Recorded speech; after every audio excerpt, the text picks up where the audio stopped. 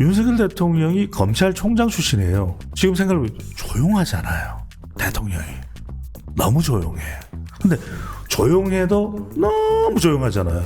이런 정도로 조용한 거는 뭐냐면 뭔가가 있는 거예요. 아무 생각 없이 조용할 수가 없잖아요. 이렇게까지 조용할 수는 없죠. 자기 운명이 달려있는 거예요. 왜냐하면 파면돼 버리면은 재판도 어려워지는 거예요. 재판도 힘들어지는 거예요.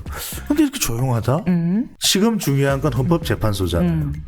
근데 헌법재판소가 아무리 정보가 새나가지는 않는다 하더라도 사람 사는 세상에 제로일까? 제로인 세상은 없어요, 여러분. 여러분 그걸 아셔야 됩니다.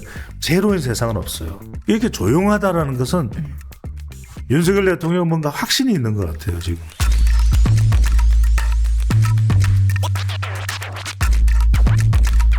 일단 한덕수 총리에 대한 이야기부터 해볼까요? 한덕수 예. 총리의 기각이 나왔습니다. 제일 다수가 나와서 예상하셨는지요? 예상했죠. 저는 계속 기각이라고 했죠. 각하도 아닌 기각. 각하를 할 수는 없는 게 각하가 되는 순간은 완전히 헌법재판소가 자멸을 해요. 왜냐?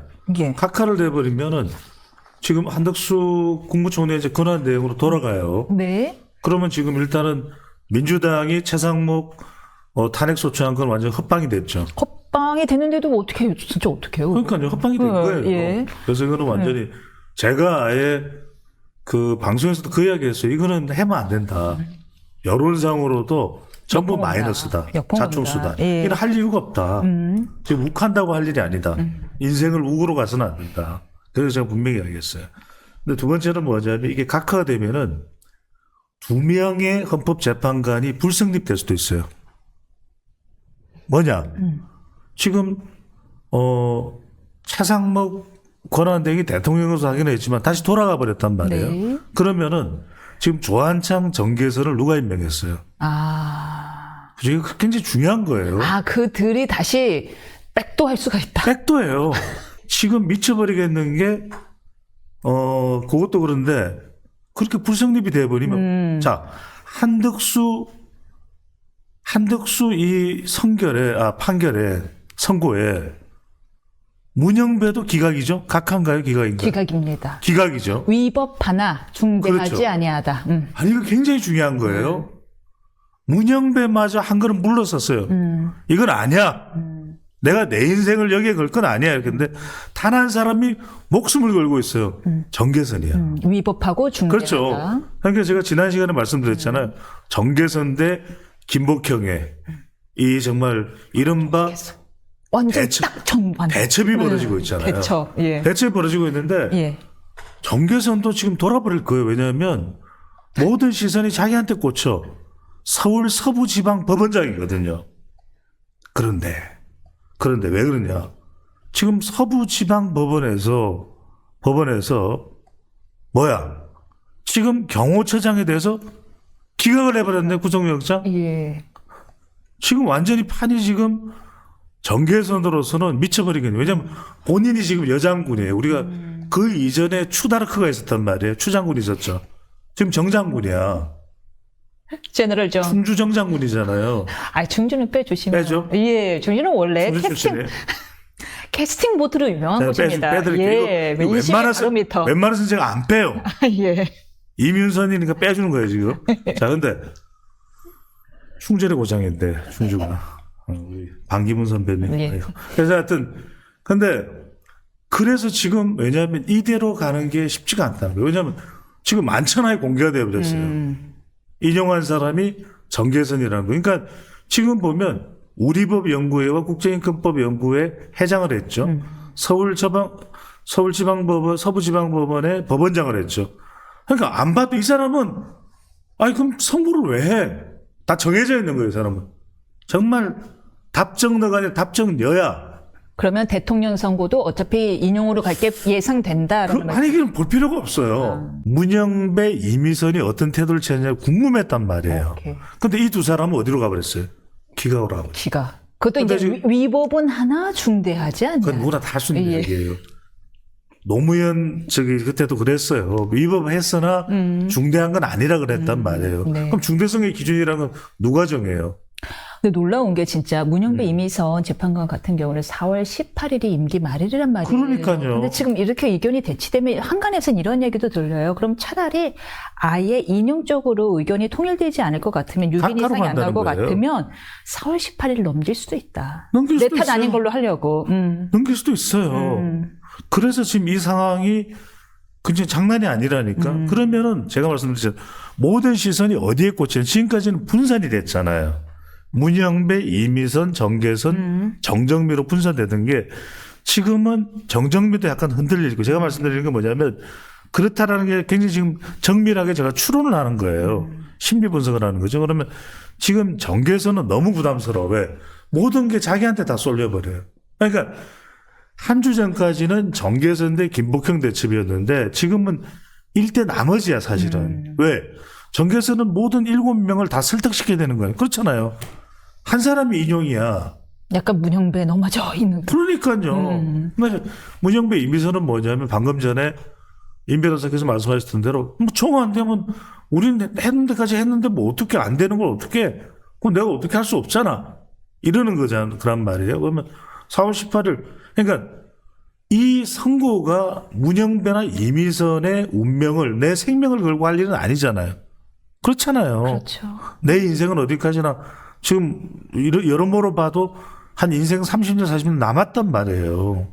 잘만 가려면 100세잖아. 근데 이런 상황에서 본인의 운명을 여기다 다 걸지 않는데 지금 걸고 있는 사람은 단 한 사람이야. 빼라 그랬지. 정계선. 그러니까 지금 정계선은 미치겠는 게 네. 본인이만 인용이지. 여기다가 본인은 또 서울 서부지방법원장 출신이지. 게다가 우리법연구회와 국제인권법 연구회 회장을 다 거쳤지. 모든 게 자기한테 다 쏟아지는 거예요. 그렇군요. 아무리 천하장사라도요. 혼자 문매를 맞는 건 못 버텨요. 그렇잖아요. 내가 이 짐을 다 져야 돼? 내가 무슨 대통령인가? 내가 국무총리인가? 내가 법무부 장관인가? 이런 상황이 벌어지는 거죠. 왜냐면 생각해 보세요. 이진숙 방통위원장 때는 4대 4였잖아. 이번에는 뭐예요? 7대 1이야. 사실상 7대1이다. 사실상 7대 1이죠. 그러니까 이게 지금 그래서 상황 자체가 제가 말씀드렸죠. 상당히 지금 그동안 인용 쪽으로 구도를 잡아왔던 쪽이 상당히 지금 불리해지고 있다. 그렇지만 그러기엔 여전히 여론은 정권 교체의 여론이 훨씬 높고 탄핵이 인용돼야 된다라는 여론이 훨씬 높거든요. 그렇죠. 아니 예. 임행크께서 말씀하셨는데 저도 제가 단정하는 건 아니에요. 그렇다면 그 여론을 보고 간다면 앞에서 단정할 수는 시위하는 사람들 없어요. 말고요. 예. 단정할 수는 없어요. 근데 이걸 보자고요. 저는 이제 평소에 못 보던 시각을 제가 보여드리는 거예요. 자, 8년 전으로 거슬러 올라가면 8년 전에는 이 탄핵 찬성이 얼마 나오는지 아세요? 80%예요. 85%예요. 그러면 그때도 8명이었죠. 8년 전에. 내가 왜 이렇게 제일 잘 알고 있어요? 로스쿨 갔어야 되는데. 그래서 8년 전에 보면은 그때는 8명이었는데 거의 80% 정도가 찬성, 반대가 한 15%밖에 안 됐다면. 그건 인용이야. 근데 지금 보세요. 자, 지금 말씀하셨던 대로 리얼미터 조사가 40.4 대 53.9잖아요. 제가 이 말씀 드리는 거예요. 자, 헌법재판관은 다수결이 아니잖아요. 6명이라고 하는 인용을 위한 정족수가 있어요. 자, 8명 재판관에서 지금 53.9 대 40.4를 대입해 보세요. 몇 대 몇이 나오죠? 5대 3이 나오죠. 5대 3이 나와요. 예, 맞습니다. 제가 지난주에 소름 돋았었잖아요. 그 얘기 듣고. 제가 그게 말씀드렸잖아요. 예. 그러니까 지금 이런 상황에서 네. 이런 상황에서 3명이 반대 의견. 우리는 의견을 못 바꾸겠다 그러면은 지금 단 한 사람이 혼자서 설득해야 돼요. 정계선 헌법재판관이 설득을 해야 돼요. 물론 설득이 되는 사람도 있겠지만 이거는 압도적일 때 설득이 되는 거예요. 일단 김복형 재판관은 절대 설득이 안 돼요. 설득이 안 돼요. 예. 설득이 안 되고 한 사람이 설득이 안 되고 이렇게 재판 결과가 나오면 문영배 그다음에 이미선 재판관은 어떤 이 사람들은 지금 멘붕 상태예요. 와우, 그중 한 분만 흔들려도. 아니 그렇죠. 그래서 제가 말씀드리잖아요. 정정미 재판관도 지금 이 사태가 어떻게 되냐. 이게 왜냐하면 그냥 다수결로 끝을 내면 끝장을 내면 되는데 선고 결과가 나오잖아요. 단 한 번이고 역사에 기록되고 또 하나가 지금 주목하는 것은 시청자 여러분들 제가 주목해서 보는 거는 윤석열 대통령이 검찰총장 출신이에요. 그래도 뭐 윤 대통령에 대해서 뭐 온갖 평가를 다 합니다만 윤 대통령이 그래도 충암고 얘기는 하지 말자. 칭찬 좀 빼주시죠. 네네. 충ቻ 좀 빼겠습니다. 예. 충암고에서 지금 난리래요. 암고에서. 거복을 못 입는데. 아. 하여튼 그래서 지금 생각해보면 조용하잖아요. 대통령이. 너무 조용해. 근데 조용해도 너무 조용하잖아요. 이게 이런 정도로 조용한 거는 뭐냐면 뭔가가 있는 거예요. 아니냐. 아무 생각 없이 조용할 수가 없잖아요. 그러면 만약에 뭔가가 있는 것 같으면 승복 메시지를 내야죠. 아니지. 성공 메시지를 낼 이유가 없죠. 왜 낼 이유가 없냐? 26일 또 다른 사람이 성공했으니까. 그래서 완전히 이게 만약에 윤석열 대통령이 희망하는 대로 그게 저는 선이다 악이다 옳다 그러다를 말씀드리는 게 아니에요. 자꾸만 저한테 뭐 그래서 뭐 네가 뭐 대통령실로 가는 거야 뭐 이렇게 하지 마세요. 저는 용산 근처에도 간 적이 없으니까. 그래서 저 용산에서 뵀었는데 횡단보도 아니 그건 건너면 신용산이죠. 네, 맞습니다. 신용산. 예. 네네 정확하게 있으면 언제 봤어? 그럼 좀 아는 척을 하고 좀 문자도 보내주고 그렇게 하세요. 운전 중. 충주 왜 그래? 운전 중이라 횡단보도. 차 좀 섰을 때 이렇게 횡단보도 섰을 때. 그래서 이제 그 말씀은 뭐냐면 이렇게까지 조용할 수는 없죠. 자기 운명이 달려 있는 거예요. 왜냐하면 그러니까 파면돼 버리면은 재판도 어려워지는 거예요. 재판도 힘들어지는 거예요. 근데 이렇게 조용하다?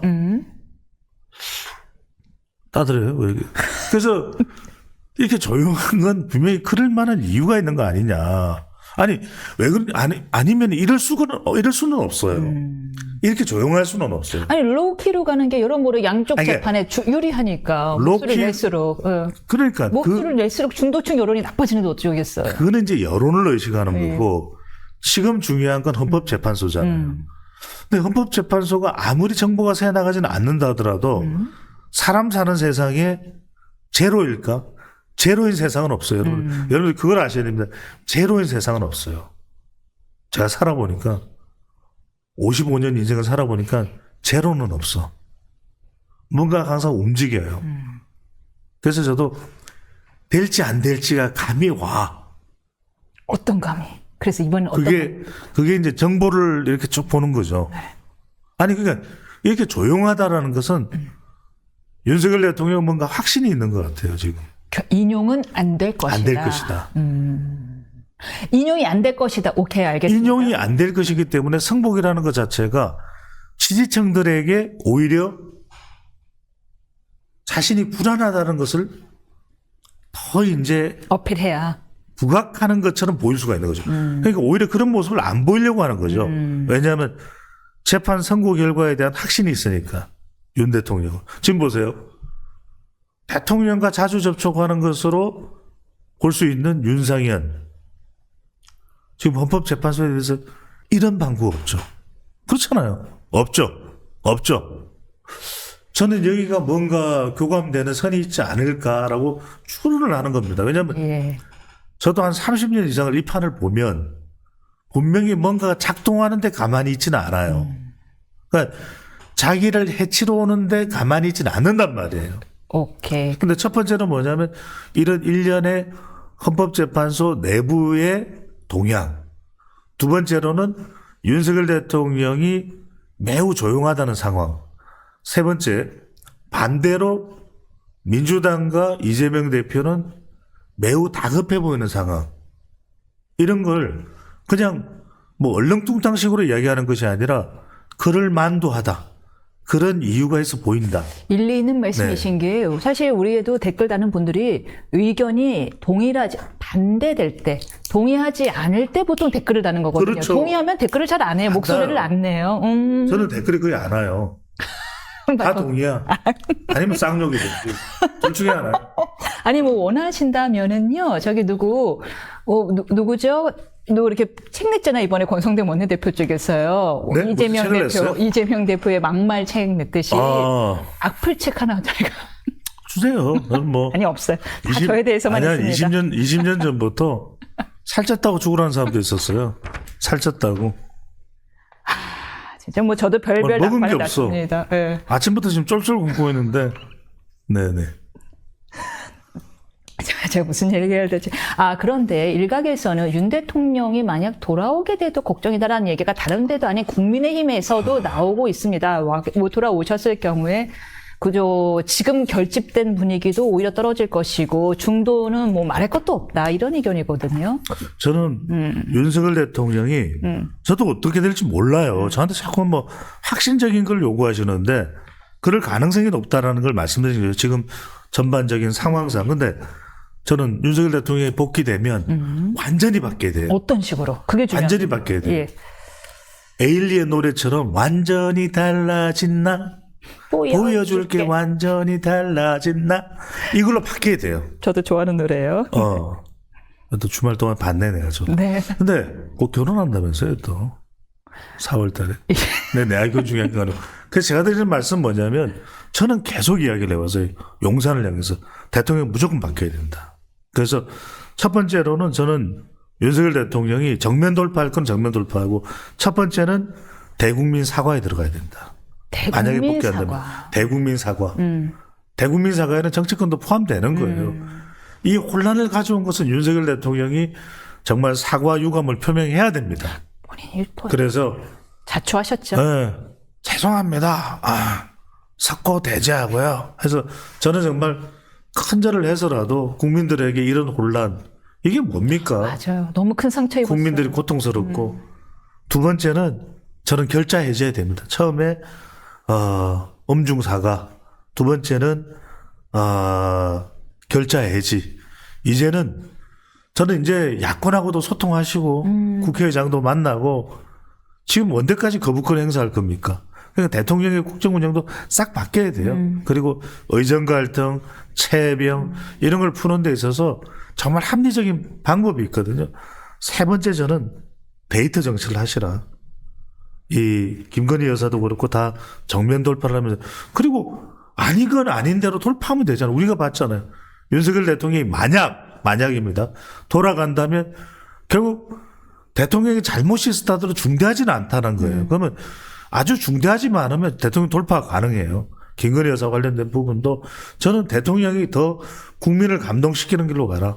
그래서 당당하다면 많은 전문가들, 법 전문가들 그렇게 도이치 못해서 뭐가 있냐. 좀 뭐 의심스러운 게 있기는 하지만 그걸 갖고서 무슨 김건희 여사를 무슨 체포해서 뭐 수감시킬 거냐. 오히려 대통령 더 당당하게 나를 수사했듯이 더 당당하게 수사해라. 이창수 서울중앙지검장 불러서 더 격렬하게 수사해라. 그러면 국민들은 마음이 돌아서요. 그렇죠. 세 번째, 전 데이터 정치로 가라. 오바마나 지금의 트럼프 대통령도 데이터 정치 안 할 거죠. 데이터 정치입니다. 물론 그 데이터를 마음대로 활용해서 문제긴 한데 트럼프 대통령이 그래도 데이터를 활용을 해요. 마음에 드는 데이터를. 그렇죠. 근데 이것도 무서운 게 트럼프는 데이터를 정확히 알고 있어요. 이게 무서워요. 그래서 빅데이터든 윤석열 대통령이 저는 빅데이터와 데이터 AI 분석 정치를 해라. 그래서 당대 최고의 데이터 분석 전문가를 곁에 둬라. 곁에 둬라. 용선. 손이 왜 저한테로 이쪽으로 왔죠? 네. 곁에 둬라. 네네. 알겠습니다. 네. 그런데 네네. 그러면 더. 농담이고 마지막 건. 예, 알고 있습니다. 네. 저희 안 놔줄 거예요. 안 놔줘요. 네.